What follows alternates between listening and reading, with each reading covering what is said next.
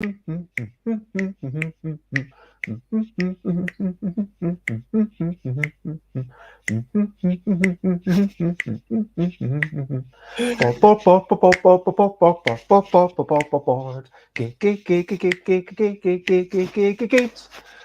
games. We'll talking about board games, and we'll be talking about how to maybe build up your brand when you've done brilliant stuff, or maybe sometimes when your stuff is not good enough. But we'll be talking about Ori Kagan, who's over there and is broadcasting live from their lair. Board games and building a brand is what we're talking about. Board games and building a brand. I'm not gonna shout. Hello, good morning, good afternoon, good whatever it is, wherever you are. 10 a.m. ish UK time for Busy Beats and Board Game Leather. Today, 888, building a brand even when you mess things up. So building the brand is just such a big topic, and we've touched upon this a bit together, like the idea of building a brand, whether it's for a video production company or for a publisher. And of course, the point of making these trailers is for building that brand, for kind of raising awareness, for getting, I guess, even once you've built the brand, it's like, oh, cool, another game from publisher X, when you already know what start doing, is even more likely to get you excited. But fundamentally, it's all part of that. Hey, look at the cool stuff I'm doing. But sometimes things don't go as well, and that's kind of what I thought we'd talk about today. But thank you for joining me, Ori. For sure. Thank you, Bez, for having me again. It's a pleasure. Um, Before we progress, there's a bit of a bio going down at the bottom. But what would you like people to know about you? That I make videos and I have a new show reel coming out today, and that would sort of explain what I do and why I do it. And I can't wait to share it. And I guess if people want to check you out, then that show reel is going to be on kaganproductions.com. It's going to be on Kagan Productions. It's going to be on the website. But yeah, we make videos about board games and trying to bring out their true potential. That's the theme of what is the potential of board games. And before we crack on, let's take a step back and talk about recent highlights, living life and seeing the sights, recent highlights, playing games and other delights, recent highlights. For me, yesterday, yeah, not a lot happened, if I'm being honest. Monday's typically the day that I take completely off, although I might have to re-examine that. I got out for 40 minutes to the park, just wandered along, had a bit of a jog. I did this sort of interval training where you set lengths, and in the park it's going to be quite vague. You can't say, okay, every light post, which is a set distance, but you say, okay, to that tree and then to that other tree, to this next tree I'm going to walk, to the next tree I'm going to jog, and to the final tree I'm going to sprint. So you alternate between these three cycles. And so I was doing that for, if I'm being honest, like about 20 minutes, and then the rest of it was just sort of brisk walking beforehand at the end. But it felt like a good workout. I definitely got my heart racing. I've not done real exercise beyond just cycling for quite a while, so that was good. And also, I'm continuing my board game arena playing of all the games. So I've played about 200 games in the past week on Board Game Arena. Wow. But I am going to say that I apologize to anyone that I've been playing with because I've not read the rules to any of these games. And it's a really interesting exercise because, firstly, if it's a solo game, you can't just start playing and then concede straight away, which is a way to kind of beat the system. But for the multiplayer games, you've got to get at least whatever the AI defines as 50%. But it's like, okay, which of these games are actually intuitive? Which of them actually can I understand just because of... And sometimes I make the completely wrong assumptions, and I'm just kind of clicking around and trying to do anything. And sometimes just clicking and doing things is challenging. So it's been a real lesson for me. If I want to give it a kind of, pretend that it's got some value, then I'd say, I've been learning about how to show off things in the user interface and how it can be more or less approachable. Just what you click on, just having bright frames around it. But honestly, it's just been like this, another way to fill my time and distract myself from all the things that I haven't done, which we'll be talking about in a moment. But how I, about you? I just love Sorry. to ask about that. Was fascinating. Trying to play games without reading the rules. Was there a game specifically that you played around with, and then you're like, "Oh, I got to know more about this game," and you started actually reading the rules? Was there something like that? Yeah, there's been a couple, and I've really enjoyed the fact that okay, there's like this Japanese storytelling game where you're just doing something together, and obviously it's also about the social dynamic. And when there's other people on the table, like if there's everyone's like really contributing, and if it's cooperation, then I feel worse. I kind of want to actually know the game. Whereas if it's a competitive game, like at least they're getting a win out of it, so hopefully they don't feel too hard done by. But there's definitely a few games where I'm like, yeah, I'll definitely be checking that out again at some point down the line. But I'm just trying to be like focusing on, yeah, playing for all the games. I've got still 300 to go. Wow, We'll I didn't see know there were how. so many. Because that's Oh, an interesting experiment to see which game, just by its presentation, managed to pique your curiosity. What did that to you? What really drew you in and made you ask questions? Oh, I need to know more. I mean, I'll try and do. If I present, I do apologize.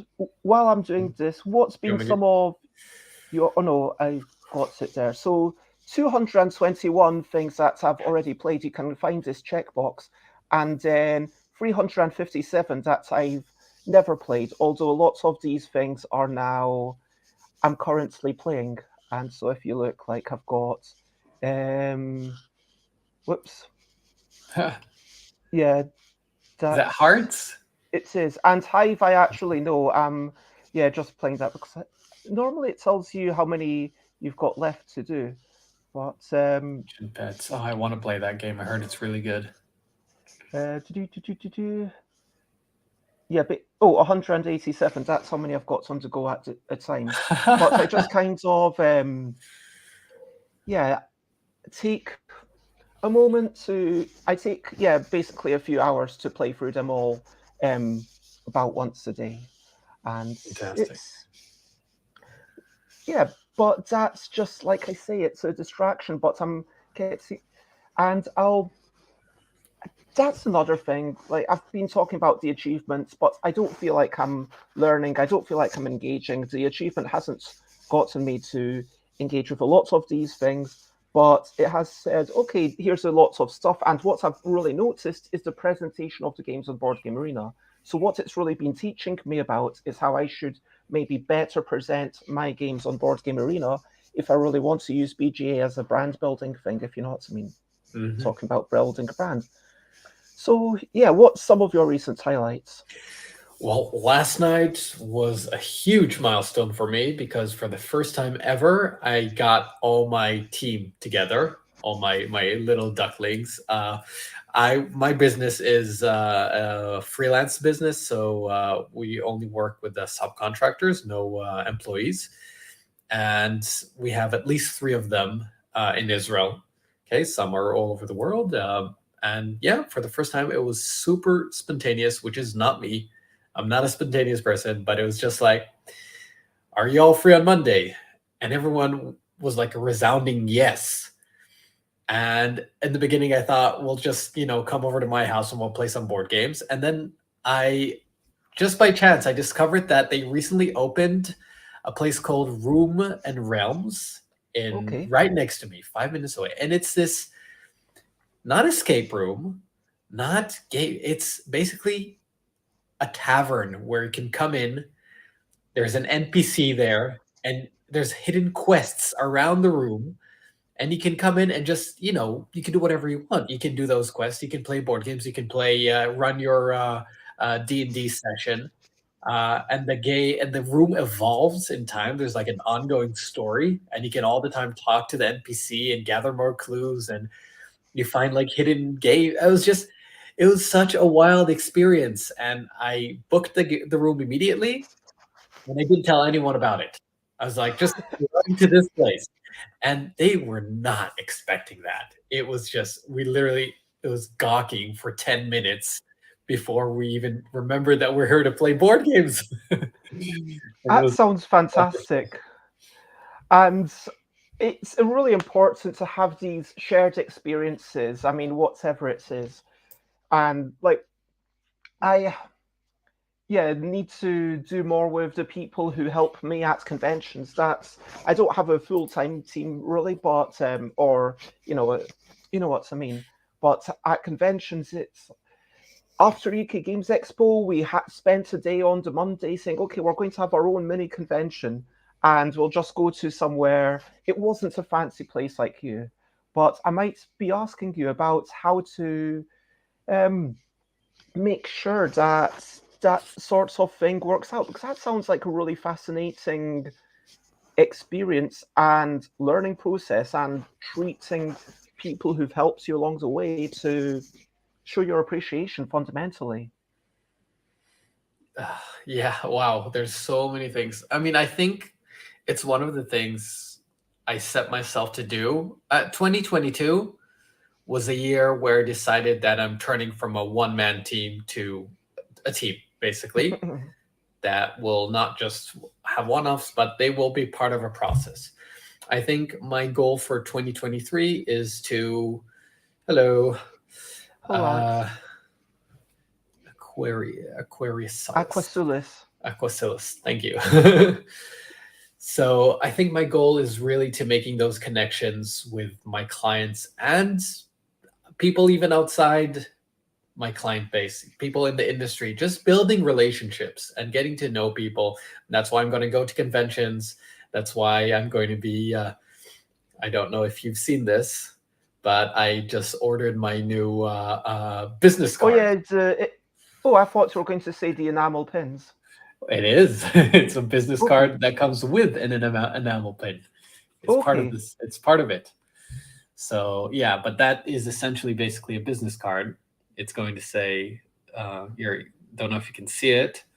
It's a playing card called Summon the Duck. It's built like a playing card, so you just need to play the card, and I am summoned. And you have all the details and QR code and behind. And obviously, was way more expensive than just making a regular business card like I used to have. But I wanted to give something that would also,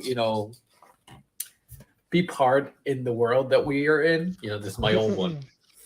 But also to give some added value. And I did a poll, figured out what people loved. We had an idea for a keychain. We had an idea for a frisbee. Even someone told me a frisbee. People will throw it around the convention.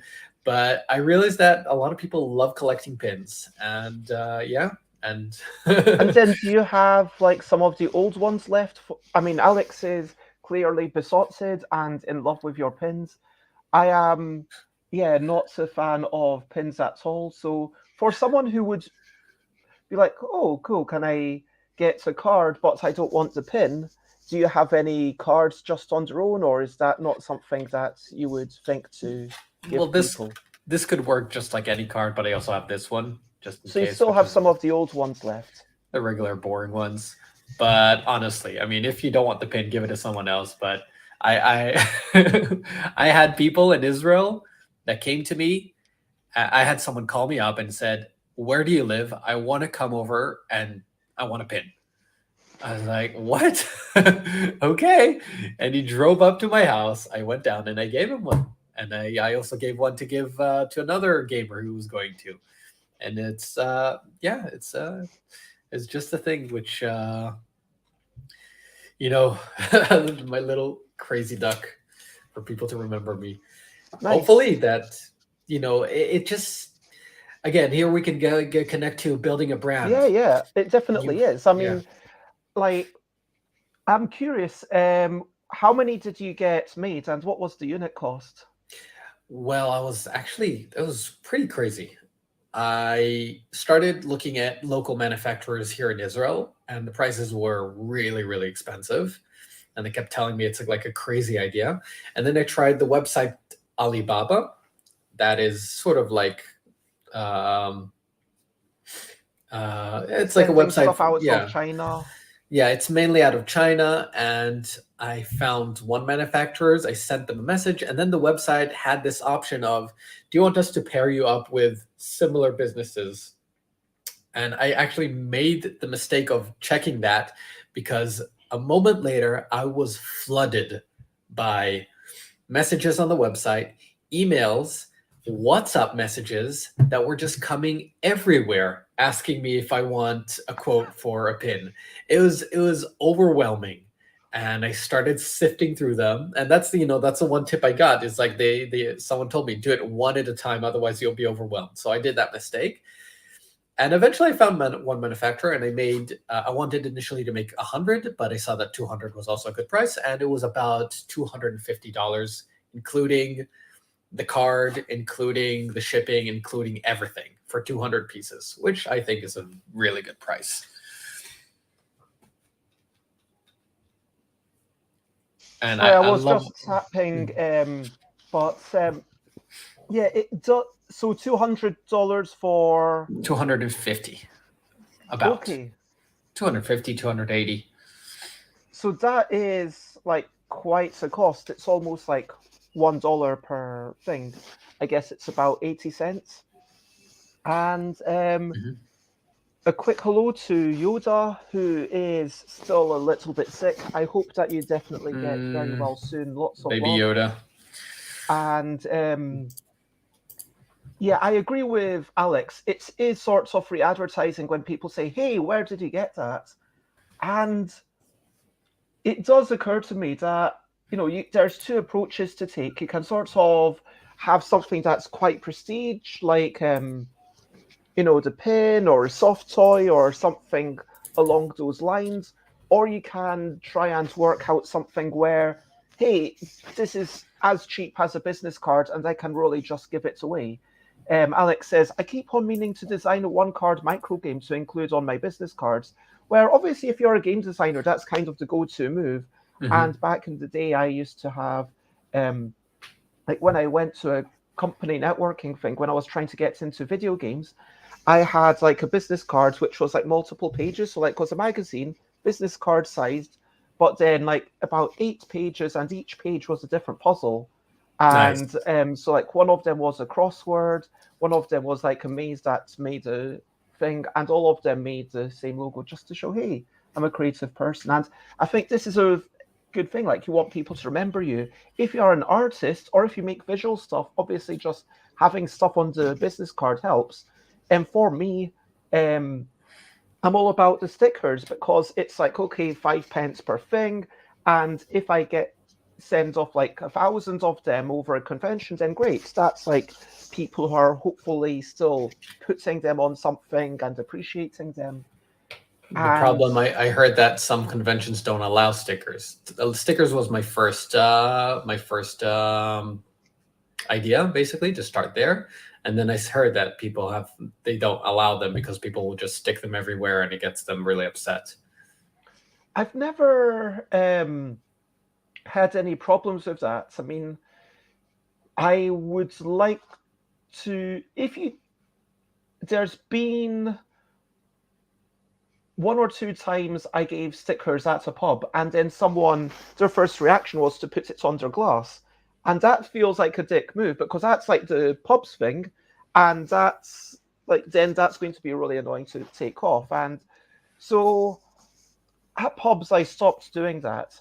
But at a convention, I would expect that people are sober. People should have enough sense to not sticker it on things.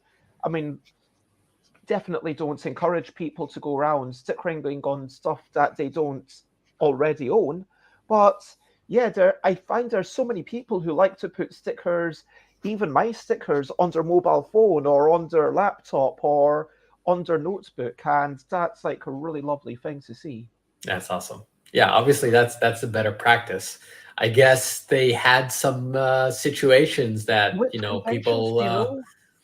I'm pretty sure that Gen Con doesn't allow. That's the one I Okay. heard that they don't allow them because people even for their own company they would just go around sticking the stickers everywhere for advertising. What about temporary tattoos? That is a fantastic idea, Alex. Wow, that is. I wonder how you manufacture that because that could be really cool. My kids do them all the time. They come home covered with all these temporary tattoos. Oh, where did he get that? So I love that idea. Thank you. And also, that's the thing that if you put it on something somewhere where it's not going to be, it'll come off really easily, right? Supposedly, hopefully.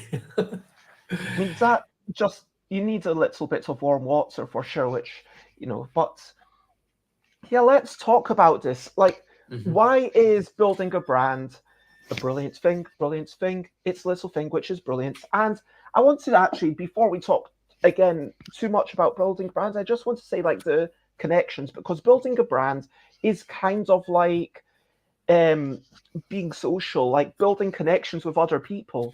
It's a weird life that we live in nowadays when everything that I do as a person is kind of reflecting on my business. Anyone who's self-employed, anything, if you started swearing at me, for example, randomly, then I'd think not only is Ori like a bit of a jerk, but I would imagine that some people would think, okay, maybe that's someone that I don't particularly want to work with.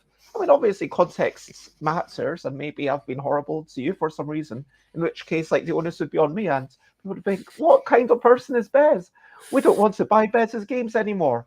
But it's a weird one because if I'm playing a game with someone online, sometimes I'm aware that, and someone actually in one of the games that I absolutely don't know, and I'm feeling slightly guilty because the scores are like zero, and it might, if it's too lopsided, then like maybe they don't have a good time, and then anyway they said, hey, I just really love yogi, and that's amazing, but now I feel if I just play this game in a shitty way and I'm just doing stuff randomly, then obviously that's going to reflect on me and that potentially reflects on my ability to know games or whatever. And yeah, sure. I when I said swearing randomly at me, I meant not just I meant swearing in a vulgar, abusive manner. Mhm. But not in the Tony Boydell, hey, I'm a person who swears, but I'm still friendly about it manner. There's a difference. But yeah, is there a brilliant thing about that? That we have some personal, more increased accountability in this day and age of the internet? Because people talk about cancel culture, which I think is complete rubbish, because it's just if you do something bad, there's some repercussions for it. But yes, we need to forgive people after a certain point if they've come back. And Alex says being edgy can definitely be a branding decision. But I think that for the most part, is the increased accountability of people, can we agree that it's got some brilliant aspects to it? Um, the whole idea is that there's a few things we need to keep in mind. One, everyone is now dealing with the new world of social media, and that every thought that can be immediately expressed and can be shared with everyone. Us as me as a service provider, and you as a designer that is building a brand, we have it feels like we have this more accountability because our brand are we're not just I'm not just Kagan Productions. You're not just Bezzy. Remind me the name of your Stuff brand. by Sorry. Beth.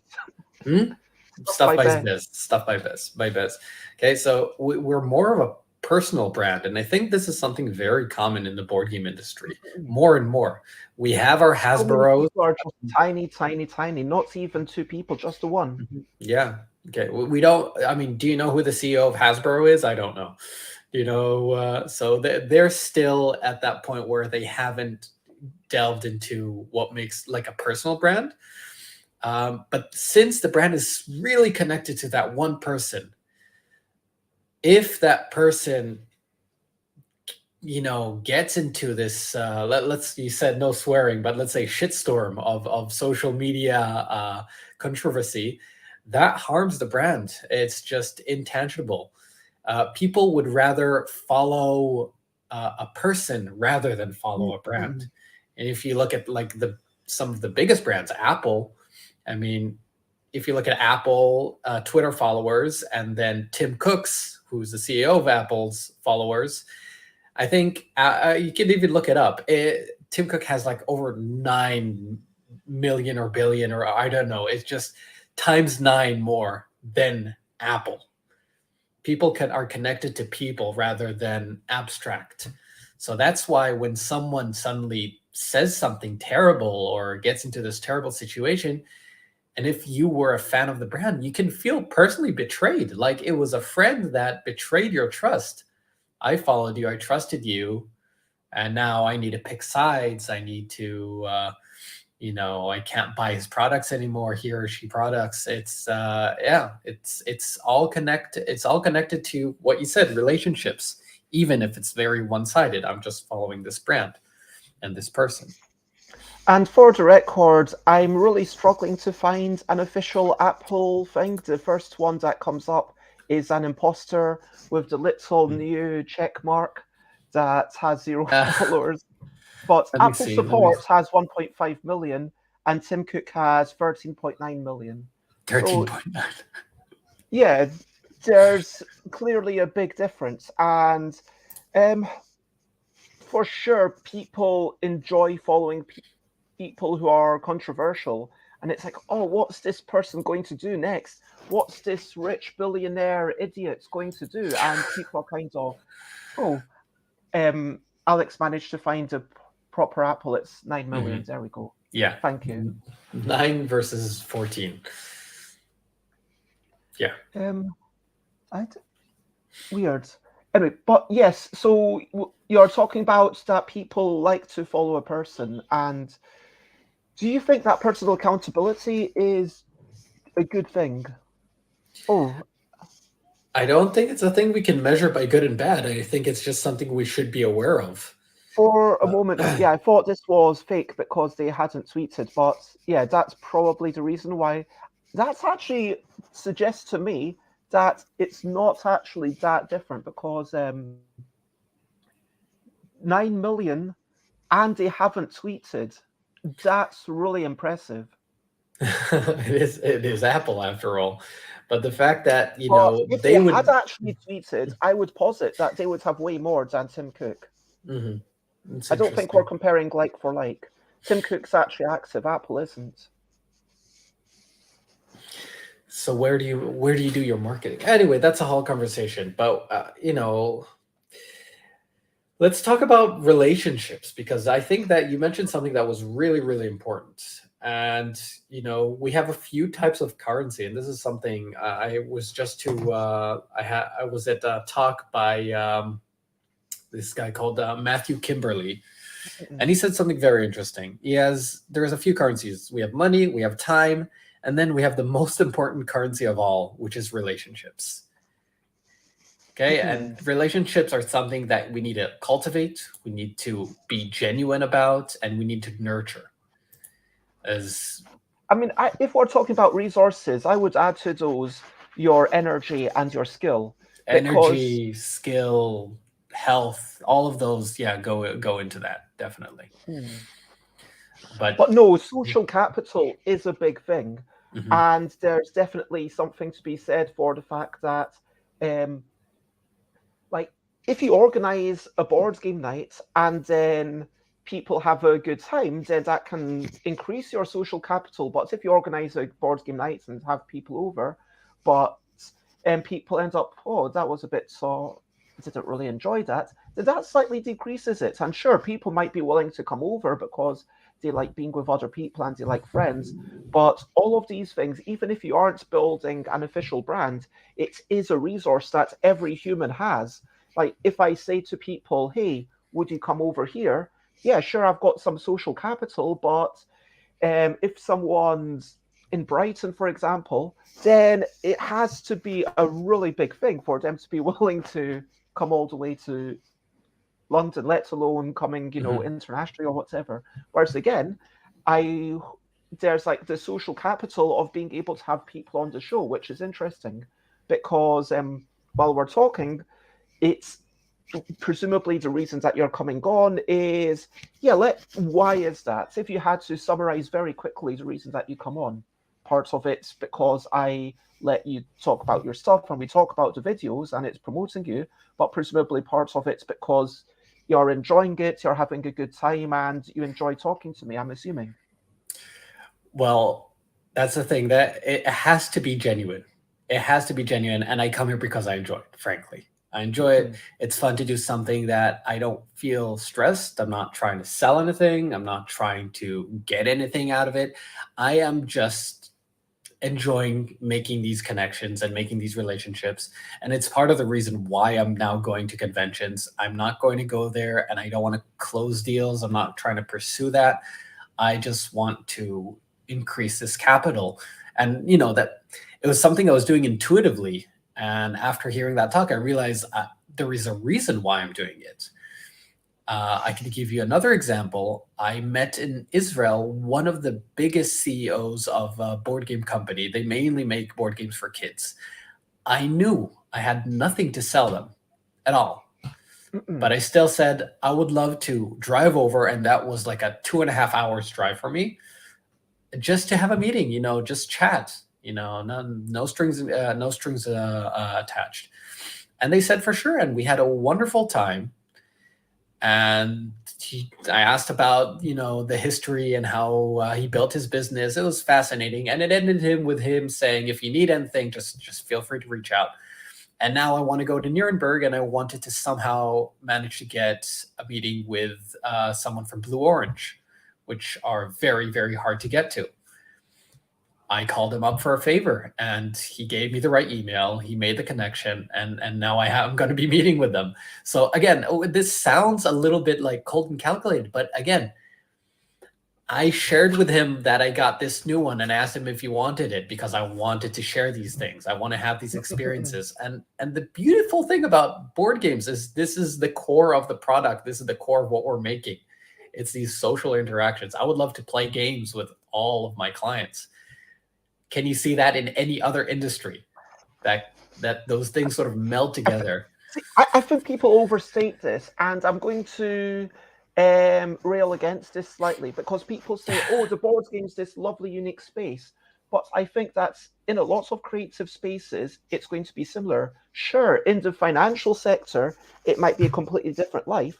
But I would posit that if you were working hard in the pole dancing industry, or I don't mean I think that sex work can be a little bit more competitive, but I'm talking specifically about pole dancing for fitness, but like also in burlesque dancing, where Mhm. there's not that many people doing it. Everyone's basically independent, and it's all about doing things together because burlesque is something that it's normally a whole bunch of people doing at once, and you have to organize events together. That's something again where I happen to meet someone and I said, "Hey, I fancy doing it sometime." And then, like a few months later, they said, "Oh, I'm running this thing. If you would like to do it, then you can." And they knew that I'd never done it before. They had no idea whether I was going to be good or not. So I had like a few months to construct. I ended up going with a red Bomberman outfit. I made a cardboard box. I painted it, and then there were bombs. And like it was, I did it a few times, and it got a lot of because like I gave birth to a bomb, like obviously a fake bomb, but it was so yeah. There's I'm a not saying shared we're sense of exclusive. There are camaraderie, communities, yeah, definitely. and so Alex says I find the whole networking thing a bit icky. Hmm. For me, the difference between networking and building relationships is whether you intend to extract or provide value. And even that, I think, is a bit cold because the whole notion that you need to give at least this many times before you get, even that I don't think is sure, maybe as a broad guideline, but for someone who's maybe like me, a little bit autistic, and you just can't have a direct, okay, share other people's stuff 80% and 4 times, and ask for help for your thing once. It's not like that. I mean, sometimes if you offer help when you can give it, and you ask for help when you need it, and in a way that's not too demanding of other people. It's all about what people can give. Like when Josie asks me, hey, how can I help? And the truth is, well, what I'd really need is someone to come over here. Um, Giving X before you get is still intending to extract value. And yes, I would kind of agree with that. But then providing value, I don't know if can I really say that I don't want it to be extracting value or providing value. I want this to be like a two-way thing, and we just have a good time together, and hopefully we both get something out of it. But yeah, it's so like if you are at a playtest, I think it's important, very important, to make sure that if you're there for the first time, don't get more people hours playtesting your game than you give other people, because it's all about that reciprocation. But if you've been there a few times, or there's additional playtesters who don't have their own thing, then maybe it works out. But and yeah, I it's see what hard. Alex is saying. Yeah, I don't like the word networking also, because that it does have that sort of cold connotation to it, that I'm just doing it to get something out of it. It's the story I told you about Foxmind CEO. That was never my plan. It was honestly just wanting to know, because he is like everyone else. He started from somewhere. He had a dream. And we talked previously about how I think passion is something that has to be very prominent in this industry. So, because I know there is some sort of person that has some sort of dream, and me as a person, I really resonate with that. I really connect with that. That I love talking to people about this. I mean, And the ideal is symbiosis. The ideal is that you can actually find interest in the other person. Like that, if I'm playtesting your game, ideally, and this doesn't always happen, quite often I'm playing things that I have no interest in, but ideally, when you're playing my thing, you're enjoying it and you're having fun, but then I get value because at the end you tell me what's going on, but then you get, ownership, you feel empowered, and you enjoy the whole process. And then when I'm talking to you about your game, I enjoy trying your game. I enjoy seeing what's coming out of your brain. Of course, that's fun. And yeah, it's like ideally every moment, like this conversation, I'm challenging you, hopefully you're challenging me, and we're building up a thing together where it's not like, okay, during this minute, this is Ori's minute. And sometimes that structure is fine, like if it's a mentorship or whatever. And I think that it's okay to be unequal, and to have a relationship that's okay, this is your time for us to focus on you. But I think the ideal relationships do come from having that symbiosis, but it's really challenging. And I wonder if we should move on to what was meant to be the main topic today, because we've only got a couple I of think minutes. it's connected. It's definitely connected to how to recover from mistakes. Because those relationships, if you've worked, let me ask you this. Think about like some of your strongest relationships in this industry that are related to the business or anywhere. Are those the type of people that would help you or pick you up or be on your side if something should happen? If I don't know, you're talking about what happens if we make a mistake, or if we see Kickstarters that give that dreaded update. Full disclosure, before we started, I was telling Ori how since the middle of December, I've basically done very little of the things that I really should be doing. I've not been progressing with the games that are the highest priority.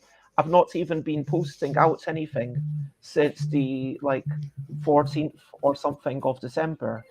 And that's obviously really rubbish. When you ask me about relationships, yeah, that's a really amazing thing. Like Phil Vizcarro, shout out to them from Cosmoduck. I'm seeing if I can. Ah, yes, here we go. So this is the French edition, which I absolutely love. So I was actually going to make a thing just saying, yeah, every time I sign up with a publisher, they make it that little bit better because this is my creature, but then they've given it this thing where it looks like a sticker, but it's not really, but it's fun. Anyway, so Phil occasionally messages me and has said, oh, you could come over if you need to, if that's going to help you. You could come over, get a change of pace, but don't feel obligated. And sometimes they check in on me and they send a stream of lovely messages, and they kind of giving me encouragement and saying, hey, don't worry, you're not a totally useless person. And so for sure, our publisher relationship's a little bit unusual because it is, but yeah, I think that it's definitely an incredibly friendly relationship there. So yes, for sure, they would help me pick me up. So why do you think you have this relationship? Where did that stem from?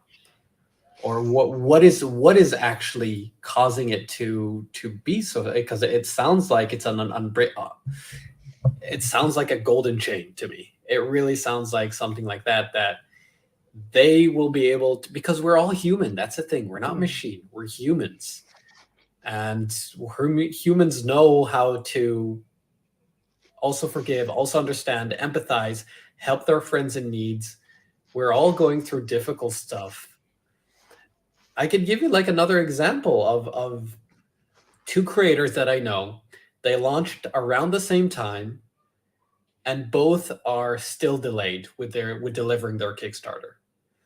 One is a burning dumpster truck. People demanding refunds. He disappeared, not answering anymore. People are trying to investigate, and it's just complete terror show. The other one is still going on because he answers every single message and he updates every time he promises to update, and he gives insight and he's transparent, and you can see him building relationships as you go through the Kickstarter comments. And he is over a year delayed and people still believe in him. I think that is a testament to the power of relationships he can cultivate. I don't want to slag on people, so I put a little private message in the private chat. I'm curious if that's the same person that you're talking about. But please do give a shout out to the person who's doing a good job. Who is this person? The person who's doing a good job. Because you put me on the spot, I need to remember. Give me a second. Because I think that's it. I'm going to mention Gil Hova because I think that even though Gil's had a lot of problems, I'm comfortable talking about that. Where, yeah, Gil had a long silence, didn't get in touch, and things aren't great to the point where lots of people were coming onto the Ludology Board Game Geek chats and saying, hey, what's going on? And people are clearly getting in touch by other means saying, hey, where's our update? What's going on? And then eventually, just a week ago, Gil said, look, basically, I'm closing Formal Ferret. I'm just not up to doing this. And it's incredibly sad. And that's people are supportive, but it is really, that's not building a brand. That's admitting that sometimes this isn't something you can do. And I'm really sad for Gil, is the truth, because Gil's made some brilliant games, Prolix, High Rise, Networks, everything that they, yeah, Battle Merchants was like a brilliant thing, although that wasn't self-published. But yeah, um, Okay, so so it's the name of the designer is I again I hope I'm pronouncing it. It's Unut, and the project is Heroes and Gods, Master of Dreams. We did a fantastic video, and just before COVID and everything sort of that came stem from it. And yeah, I'm now looking. The last comments is a month, and he answers every single comment with not a copy paste answer.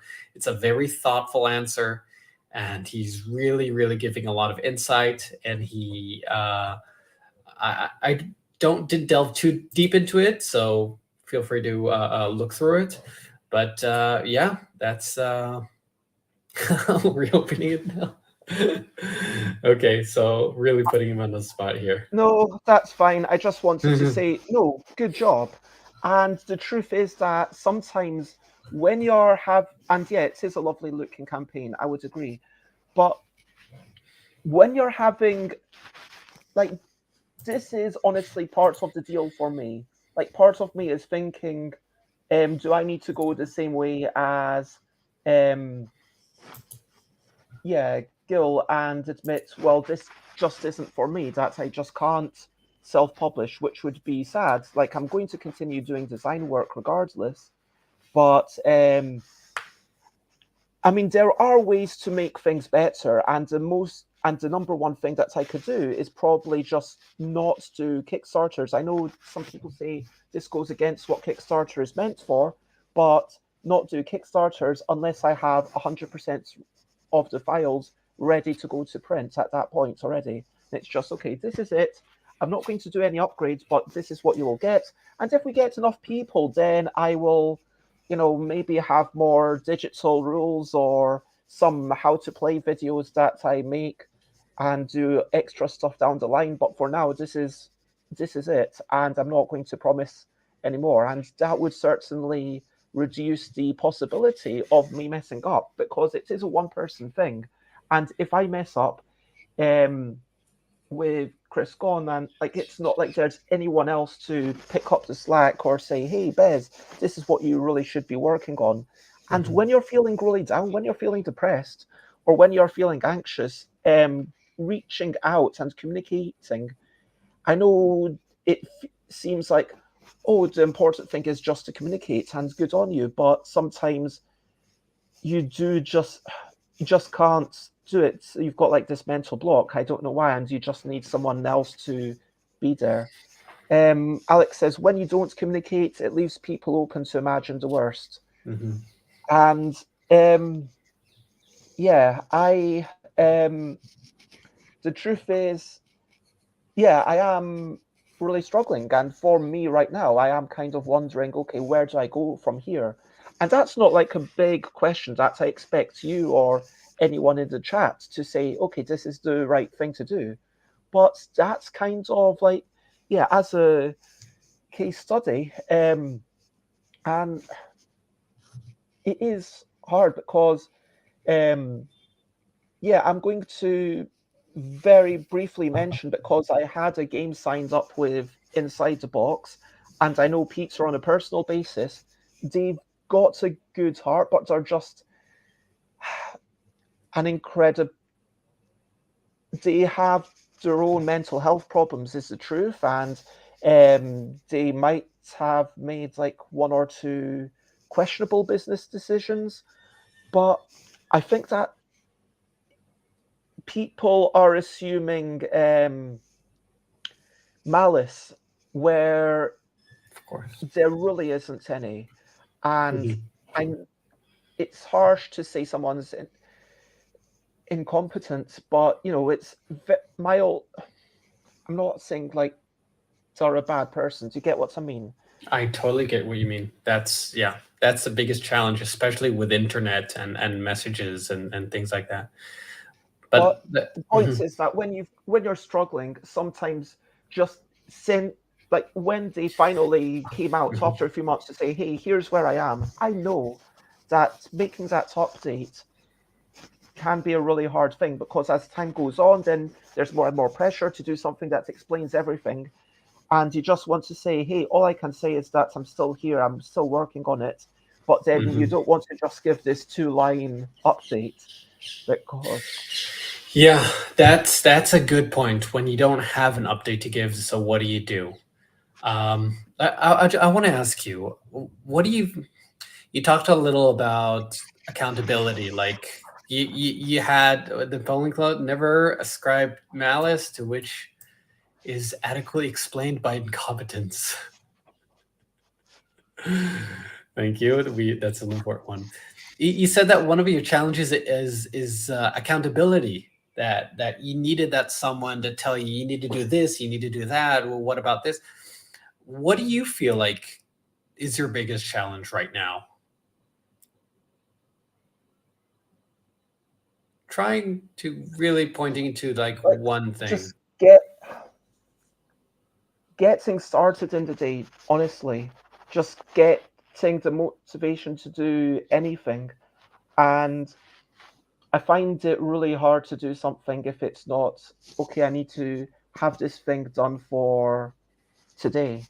Like, I mean, yeah, me, like, it's honestly like just right now, like, I'm in a state where, frankly, working out, okay, I've got to put clothes into the washing machine. It's like a challenge, like kind of I need to remind myself, okay, that's something that I need to do, otherwise I will run out of clothes in like a short period of time. And like, yeah, just kind of being anything that's not, I need to do this right now, it's like just even more effort. And like when I go to play tests, most of the time, yeah, I do. People, someone said, "Oh, but you seem really on the ball. Like, why haven't you done this one thing?" But I see you doing your stream. I see you coming to playtest, and you've always got these new games. Yeah, but the new games, I basically work them all out on the cycle path. Like as I'm cycling in that 20 minutes, that's basically the truth of the matter. That I kind of in the morning, I'm like, oh, cool. It's okay. I need to work something out. So hopefully by 11 o'clock, and sometimes I'll still be scribbling stuff. And I've got like weekly meetings with Kirsten Lunde. So I've got to get stuff done with Kirsten Lunde. I've got that accountability. It's kind of having a scheduled moment for the thing, I think, is the key thing. Because yeah, someone's asked me about, hey, what's going on with this? Hey, what's going on with my package that I ordered in December? Hey, what's going on with this Kickstarter? Hey, can I buy the L deck? And yeah, the answers to those are, frankly, yeah, I'm hoping that the Kickstarter, I'll get all the arts and everything done. Realistically, it might be after Nuremberg at this point. But then because it's printed within the UK, it only takes like 2-3 weeks turnaround from sending the files to being printed, and then I'll print it and hopefully get a friend to come and help me do all the postage and stuff. But yeah, with the posting again, like I've got someone coming over that initially the idea was like, okay, let's playtest together. And then it's like, okay, sure, I'll playtest your thing, but can you help me just send out some packages? Because that's really what I need to do. And yeah, it's just getting started. That's the key thing, because like if I've got, this is the time, this is when I need to do it. And it's easy to say, okay, I will get out of the house before 10. So but like yesterday, and this is my biggest achievement, was getting showered, even though I wasn't going to see anyone. And today I managed to get showered before this, and that feels like a big achievement for me right now. It's the truth. Amazing. Like not washing my hair or anything, just like getting into the shower, putting on some soap and stuff, and scrubbing it and rinsing it off. And like I feel good about that. And having meetings or something with people really helps. And if I commit, that's the question, like who's going to check on me? And if it's on the internal thing, then like that's no, and like it's a lot to ask of someone to, hey, check in on me and make sure that I've done this thing. But that's really what I need. Someone to, and that was like the thing about Chris coming over once a week that I really, really miss. Because sure, scanning the stuff or putting it into the computer and doing the graphic design, that was like very helpful, and it's a load off my mind. But also I know that Chris is coming in this day. I know it's got to be done by tomorrow. And if I've not done it by Wednesday evening, you better believe I'm going to stay up all night on Wednesday night doing all the art. And so it will get done for Thursday morning because it needs to be done. And there's been times when I've still been finishing it off when Chris arrives. But or back in the day, I might have been doing some, hey, today this is me doing a live drawing. But it is that external thing. And yeah, I'm aware of the time, but that's, yeah. So we've been rambling. I have to say it's inspirational to hear how much external relationships, but also things that you set yourself to do really energizes you. It sounds like to me, from what I'm hearing, it's really about that first step, that that first word in a blank page. It's seeing the immensity of all the tasks that we have to do. Sometimes our brain will just shut down and not do anything at all. And it sounds like it's once you manage to get the first step going, suddenly does it become easier? I wouldn't say it suddenly becomes easier, Or but for slowly, sure slowly. it's It's like mhm. I think for me, the thing that makes it a lot easier is if there's like someone there in the room with me, and Mhm. like I'm going to try and take steps to try and find someone like locally who is maybe looking for some part-time work. Or yeah, I've realized this about myself, and even though I'm only going to be here for like 8 more months, it's something that I'm in dire need of. So Mhm. I'm going to try and work out. um What I was asking is, if you have that external help, if you do manage to somehow get that motivation to start, no, I get that. are Even you when I've able to started, continue by like yourself afterwards? for a while it just kind of peters out. For me, it's always this is what I need to do to show it to people. This is a deadline because I'm going to playtest. This is the deadline because the printers told me they need it by this date Mhm. to have it ready for then. And like, yeah, if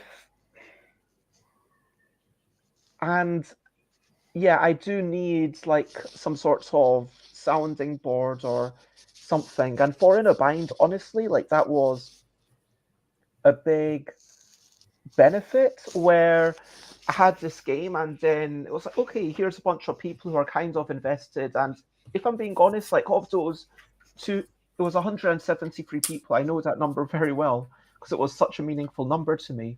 But of those 173 people, I would say that maybe 100 of them backed because, hey, it's Bez and we want to support Bez. But then, yeah, there wasn't much real desire for the game. But then, like, there's another 73 people who really wanted the game, and there were like maybe 5 people total who were really going to invest themselves into saying, hey, here's an idea. So if I had asked for, hey, what do you think of this? Maybe 2 or 3 people would say, hey, this is what we think. And that was a really nice thing, having that sounding board. But at a certain point where it becomes, yeah, the thing that, okay, now this is a really big project and I can't just do it bit by bit and then show it to you in the interim. I've got to do like the whole thing, and Yeah, then that's really like tough. that. I'm wondering. I mean, it's interesting that we started the conversation where you talked about how you did your jogging, and I even brought it down because it was really inspiring. How you couldn't just think about doing the whole thing each time, right? How did you describe it? You saw like a tree and you said, "I'll jog up to that tree," And then you saw I the mean, the next truth right is, so, like, I didn't even go out of the house intending to jog. So I was actually, I want to double check the, so it's a band called Public Service Broadcasting. The album is Inform, Educate, Entertain. It's like kind of a mixture of old school quotes from like the 50s, 1950s or 1960s, mixed with like techno, pop, dance music, sort of. And it's got like this kind of antique beat style vibe. Anyway, Nice. so walking out saying, okay, I'm definitely going. I've not been out to the daytime club, which I kind of said I would, but I'm going to get myself showered. I'm going to get myself out of the house and before it's dark. And so I managed to get out like about 4 o'clock, 4:30 maybe. And okay, boom, I'm out of the house. And then this music was just like pumping. And I felt, hey, I'm feeling good. I am going to have a short jog. And then I remembered this thing that someone else had said about doing the walk, jog, sprint, which allows, yeah, you don't have to sprint for ages. I couldn't sprint for like, don't know if I could sprint for like 5 minutes, but I could sprint to the next tree. How would you use that same methodology for tasks, the walk, jog, sprint? That's an interesting question. Yeah, and Alex says, how about a system where your internet system is restricted by a third party until you prove to them you have achieved your daily task? Oh, I mean, Alex, I hate that. Sorry. I gotta give my personal. I'm dealing with this stuff as well. It's really tough. I can tell you the stuff I use if you're interested, and it's still a work in progress. One of them is this little button. It's called a time buzzer, and it's basically it's a physical thing I can touch every time I start a task. I can turn it around to select the task I'm working on. So right now I am in meetings, and I click it once to start, click it again to stop. And it's just this little tiny factor. It doesn't cause me a lot of management, but I'm more aware of what I'm doing and when I'm doing without the added stress. The other thing I did was breaking my tasks into manageable chunks and having just one task a day, one important task a day. Everything else is just this huge, big yarn ball of tasks, which I can't even start. And as long as I get that one task, it really gives me that rush of I think I'm moving forwards. And I love that. And I think we should make getting stuff done the topic of our next chat, because we were both saying that we want to make this relatively short, and look at us now, over an hour in. So let's quickly go into the question of the day. Question of the day. Here's a little question before we go on our way. My question of the day is going to be very quick. When did you last see a duck? I saw a duck yesterday around 5 o'clock. Oh, look at you.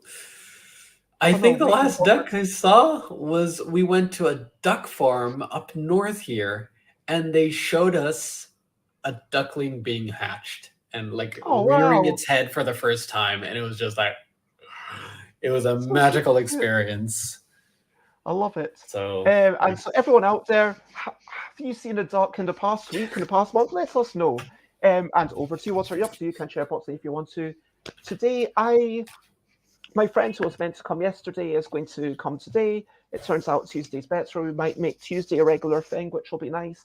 And we are going to play a bit of Time Stories, and then I'll have like an hour of myself, and I've got my other friends coming over in the late afternoon, evening from about 3:30 onwards. Well, I'll cook something, but we're going to work on posting stuff and hopefully get that all sorted before we then spend the rest of the night working on whatever their games are. So I'm looking forward to that, actually, because I said to them on Sunday, hopefully I'll have done it by Tuesday, but it's like always, hopefully I will have, and then turns out, and then it.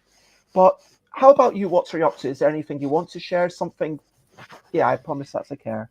Alex says, I haven't knowingly seen a duck for a while, maybe a couple of weeks. But yeah, Ori, what are you up to? well, like I said at the start, I'm getting ready to share my reel. I I honestly get teary-eyed every time I watch it. I really, really love it. Just knowing the amount of work, the combined work that went into it. So I can't wait to share that. And I'm working on a video for Set a Watch, the third expansion, which is almost done. Cool. That sounds awesome. And so we've talked about so much, and I want to quickly recap and wrap up before we finish up. So we talked about me playing a lot of board game arena games. I actually want to point out that, interestingly, Valbara, given I still have no idea what was going on, and I managed to get rid of this, and I managed to score 53 points to 56. That tells me that there's clearly lots of luck in it, or maybe the other person just wasn't very good. That they conversely, Caverna, that's clearly a high skill game where I scored negative 37 to their 53 because again I was just clicking randomly. We talked about ducks and having pins or having games on business cards. We talked about the difference between the person and the brand. We talked about how to react to people and the idea of continuing being communicative. But we talked about the fact that stickers aren't allowed at Gen Con. Maybe you get temporary transfers. We talked about the social capital, the term networking, the fact that it's got this weird connotation, the idea of extracting value, even if you see it as, okay, I'm going to give you this percentage and then I'm going to get that. It's still focusing on what you can possibly get out of it.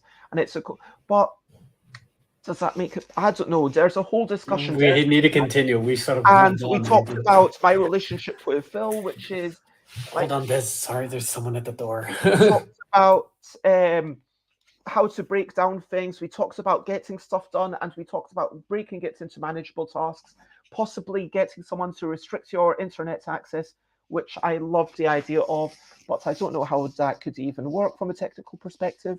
If you want to check me out, I am, obviously, stuffbybez.com/streams. You can check the future stuff and Stuff by Bez in all of the other places. And if you want to check out Ori, then you can check out Ori at kaganproductions.com or Kagan Productions store my.myshopify.com, and that will be in the thing. But it's been a lovely chat, and please share, spread the word. I want to say thank you, everyone. Everyone who's been watching, it's lovely to have you. A little bit of comments and chats, and thank you so much, Alex. And for saying hello, Yoda. But it just makes me feel like I'm connected, and that's the reason why I'm keeping doing these things, and why, after episode 1000, I will be stopping the daily streaming, but I'm probably going to keep doing it like once a week, maybe with Jess and Alan, because again, it is an enjoyable thing, a reason to get out of bed. Is there anything you want to say before we say goodbye, Ori? Everyone, walk, jog, and sprint. I love that. It's just find your way to just start that walk. Thank you so much. Lots of love. And to everyone, the only thing I'm going to say is bye, bye, bye, bye. This is a goodbye song. Bye, bye, bye, bye. Thank you for watching along. Bye, bye, bye, bye. This is the end of the show. Bye, bye, bye, bye. And now it's time to go. Bye, bye, bye, bye, bye. This is a goodbye song. Bye, bye, bye, bye. Thank you for watching along. Bye, bye, bye, bye. This is the end of the show. Bye, bye, bye, bye. And now it's time to go. Bye, bye, bye, everyone. Thank you. Bye, bye. Breakdown.